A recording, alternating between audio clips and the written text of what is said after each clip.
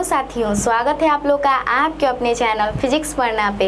उम्मीद करती हूँ कि आप लोग बहुत ही ज़्यादा अच्छे होंगे और आपकी जो पढ़ाई है वो तो बहुत ही ज़्यादा एकदम बढ़िया तरीके से चल रही होगी। तो आज का जो हमारा क्लास है वो बहुत ही ज़्यादा VVI क्लास होने वाला है, क्योंकि आज के इस क्लास में हम लोग अध्ययन करने वाले हैं कवि परिचय के बारे में, ठीक है। और वो भी किस चैप्टर का, तो स्वदेशी चैप्टर का, है ना। और ये अध्याय हम लोग का 4 है, ठीक है।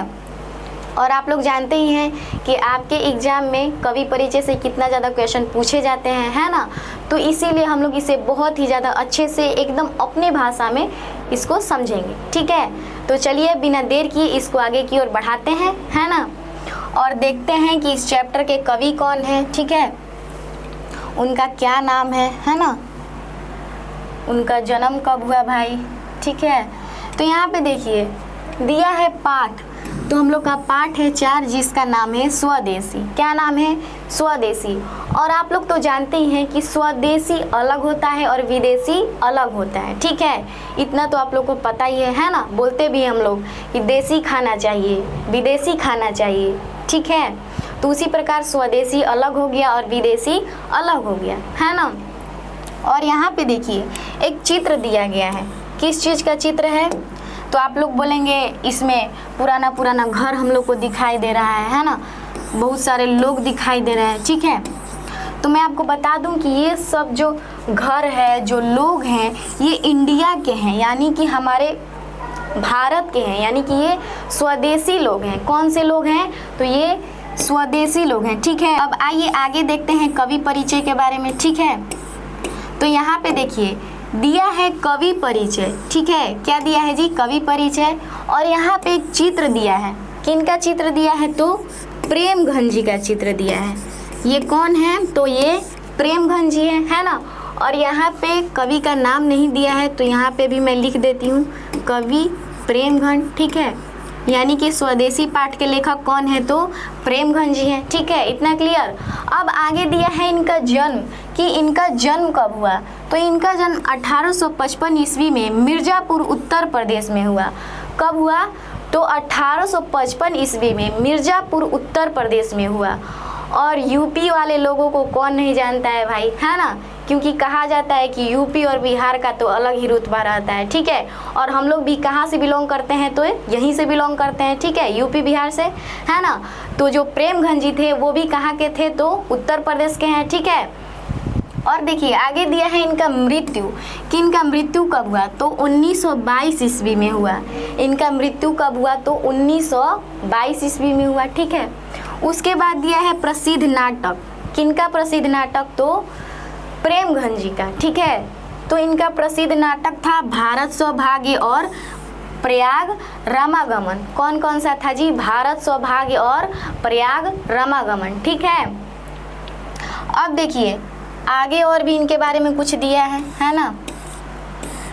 आगे दिया है कि जो प्रेमघन जी थे वो निबंधकार, नाटककार, कवि एवं समीक्षक थे। प्रेमघन जी क्या क्या थे? तो प्रेमघन जी पहले नंबर तो निबंधकार थे, उसके बाद नाटककार थे, उसके बाद कवि भी थे, उसके बाद समीक्षक भी थे, ठीक है, क्लियर। आगे दिया है प्रेमघन जी ने भारतेंदु हरिश्चंद्र को अपना आदर्श माना, ठीक है। यानी कि ये अपने जीवन में किसको आदर्श माने थे? तो भारतेंदु हरिश्चंद्र को आदर्श माने थे, ठीक है। आगे दिया है 1874 ईस्वी में प्रेमघन जी ने मिर्ज़ापुर में रसिक समाज की स्थापना की। यानी कि जो प्रेमघन जी थे वो कहाँ पे? तो मिर्ज़ापुर में किस समाज का स्थापना किए? तो रसिक समाज का। यहाँ पे देखिए लिखा है रसिक समाज का स्थापना किए। आपके एग्जाम में यदि पूछ दे कि रसिक समाज का स्थापना किस व्यक्ति ने किया था या फिर किस कवि ने किया था, तो वहाँ पे आप लोग को मारना पड़ेगा कि रसिक समाज का स्थापना प्रेमघन जी किए थे। और प्रेमघन जी कहाँ से बिलोंग करते हैं? तो यूपी से बिलोंग करते हैं, है ना। अब देखिए आगे दिया है प्रेमघन जी ने आनंद कांदबिनी मासिक पत्रिका तथा नागरी नीरद नामक साप्ताहिक पत्र का संपादन किए। यानी कि जो प्रेमघन जी थे वो क्या क्या किए?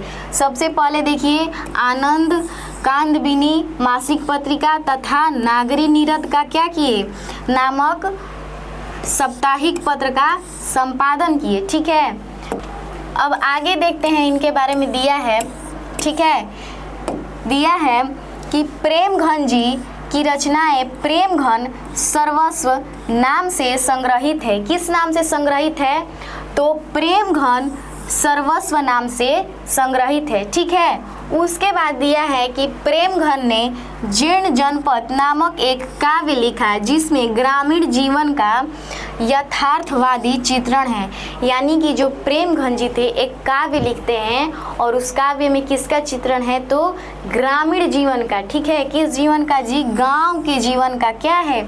चित्रण किया गया है। ठीक है, आगे दिया है कि प्रेमघन ने काव्य रचना अधिकांशतः ब्रज भाषा और अवधी में किया है। यानी कि जो प्रेमघन जी है ना वो अधिकांशतः यानी कि अधिकतर अपनी जो रचना है ना वो किस भाषा में किए हैं? तो ब्रज भाषा में और अवधी भाषा में किए हैं। कौन कौन से भाषा में? तो ब्रज भाषा और अवधी भाषा में किए हैं। ठीक है, आगे देखते हैं। आगे दिया है कि प्रेमघन ने साम्राज्यवाद तथा सामंतवाद का विरोध किया। किस किस का विरोध किया जी प्रेमघन ने? तो साम्राज्यवाद का विरोध किए और उसके बाद सामंतवाद का भी विरोध किए। कौन? तो प्रेमघन। ठीक है, आगे दिया है प्रेमघन सर्वस्व से संकलित दोहे का यह गुच्छ स्वदेशी शीर्षक के अंतर्गत यहाँ प्रस्तुत है। किसके अंतर्गत प्रस्तुत है जी? तो स्वदेशी शीर्षक के अंतर्गत यहाँ पे प्रस्तुत है। ठीक है, इतना आप लोग समझ गए। एक बार मैं फिर से रिपीट करती हूँ कि इनके बारे में आज हम लोग क्या क्या पढ़े हैं, है ना। तो देखिए, सबसे पहले हम लोग क्या जाने हैं? सबसे पहले जाने हैं कि जो स्वदेशी पाठ है उसके कवि कौन है? तो उसके जो कवि हैं प्रेमघन जी हैं, है ना, ये हम लोग जाने हैं। उसके बाद हम लोग जाने हैं कि इनका जन्म कब हुआ? तो 1855 ईस्वी में मिर्ज़ापुर उत्तर प्रदेश में हुआ, है ना। किस में हुआ? तो उत्तर प्रदेश में हुआ। ठीक है, उसके बाद मृत्यु हुआ 1922 ईस्वी में। प्रसिद्ध नाटक इनका भारत सौभाग्य और प्रयाग रामागमन है। क्लियर। आगे देखते हैं। आगे टॉपिक दिया है कि प्रेमघन जी निबंधकार, नाटककार, कवि एवं समीक्षक थे। क्या क्या थे? नाटककार, निबंधकार, कवि और समीक्षक थे। कौन? तो प्रेमघन जी। उसके बाद प्रेमघन जी ने भारतेंदु हरिश्चंद्र को अपना आदर्श माना। यानी कि जो प्रेमघन जी हैं किसको आदर्श व्यक्ति माने थे? तो भारतेंदु हरिश्चंद्र जी को। ठीक है, उसके बाद आगे दिया है कि 1874 ईस्वी में प्रेमघन जी ने मिर्ज़ापुर में रसिक समाज की स्थापना किए। यानी कि जो प्रेमघन जी थे वो 1874 ईस्वी में किस समाज का स्थापना किए? तो रसिक समाज का स्थापना किए। ठीक है, उसके बाद प्रेमघन जी ने आनंद कांदबिनी मासिक पत्रिका तथा नागरी नीरद नामक साप्ताहिक पत्र का संपादन किए। ठीक है, उसके बाद हम लोग क्या देखे हैं? उसके बाद हम लोग देखे हैं कि प्रेमघन जी की रचनाएं प्रेमघन सर्वस्व नाम से संग्रहित हैं। ठीक है, प्रेमघन ने जीर्ण जनपद नामक एक काव्य लिखा जिसमें ग्रामीण जीवन का यथार्थवादी चित्रण है। यानी कि जो प्रेमघन जी है ना वो एक काव्य लिखते हैं जिसका नाम रहता है जीर्ण जनपद और उसमें किसका चित्रण किया रहता है? तो ग्रामीण जीवन का, यानी कि गांव के लोगों का चित्रण किया रहता है। ठीक है, उसके बाद है प्रेमघन ने काव्य रचना अधिकांशतः ब्रज भाषा और अवधी में किया। यानी कि जो प्रेमघन जी है ना वो जो अपना रचना है ना वो अधिकांशतः किस भाषा में किए हैं? तो ब्रज भाषा में और अवधी भाषा में किए हैं। ठीक है, उसके बाद प्रेमघन ने साम्राज्यवाद तथा सामंतवाद का विरोध किया। यानी कि जो प्रेमघन जी है ना वो किसका किसका विरोध किए? तो साम्राज्यवाद का विरोध किए और सामंतवाद का विरोध किए। ठीक है, उसके बाद प्रेमघन सर्वस्व से संकलित दोहे का यह गुच्छ स्वदेशी शीर्षक के अंतर्गत यहाँ पर प्रस्तुत है। ठीक है, क्लियर। तो इतना हम लोग देख लिए, है ना। तो उम्मीद कर रही हूँ कि आप लोग को इतना समझ में आया होगा। तो आज के लिए इतना ही रहने देते हैं। ठीक है, तो मिलते हैं अगले क्लास में। तब तक के लिए जय हिंद, जय भारत।